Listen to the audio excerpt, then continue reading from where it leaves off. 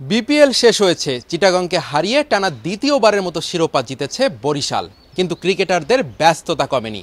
Champions ট্রফিকে সামনে রেখে শনিবার কিন্তু এই মাঠেই অনুশীলন শুরু করেছে বাংলাদেশ জাতীয় দলের ক্রিকেটাররা।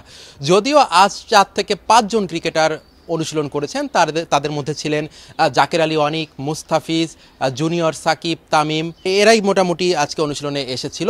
কারণ বাকিরা যারা ছিলেন তারা কিন্তু বিপিএল এর বিভিন্ন দলের সাথে যুক্ত ছিলেন। বিশেষ করে বরিশাল এবং চিটাগং যে ফাইনালে উঠেছিল সেই দুটো দলে কিন্তু চ্যাম্পিয়ন্স ট্রফির স্কোয়াডে যে প্লেয়াররা ছিলেন তাদের বেশিরভাগ ক্রিকেটারই ছিলেন। তো গতকাল তারা খেলে কিন্তু সেই ধকল সামলিয়ে আজকে আবার অনুশীলনে আসতে পারেননি।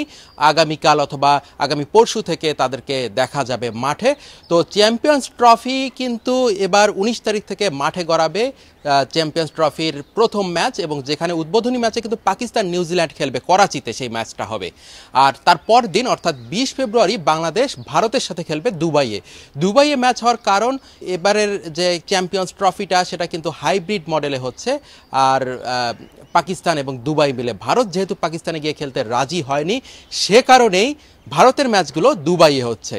আর বাংলাদেশ পড়েছে এ গ্রুপে। বাংলাদেশের সাথে কিন্তু যারা আছে গ্রুপে সেটা কিন্তু বেশ শক্ত গ্রুপ, কঠিন গ্রুপ, কারণ বাংলাদেশের পাশাপাশি ভারত, পাকিস্তান, নিউজিল্যান্ড আছে। আর বি গ্রুপে আফগানিস্তান, ইংল্যান্ড, অস্ট্রেলিয়ার মতো ভালো ভালো দল আছে। মোটামুটি 8টা দল এবারের চ্যাম্পিয়ন্স ট্রফিতে অংশ নিচ্ছে। সেই 8টা দলই শক্ত প্রতিপক্ষ সবার জন্য, এবং সেখানে ভালো করার জন্য মুখিয়ে আছে বাংলাদেশ দল। আর তাদের চ্যাম্পিয়ন্স ট্রফির মিশনটা শুরু হওয়ার আগে যতদিন দেশে আছে বাংলাদেশ কিন্তু টানা অনুশীলন করে যাবে।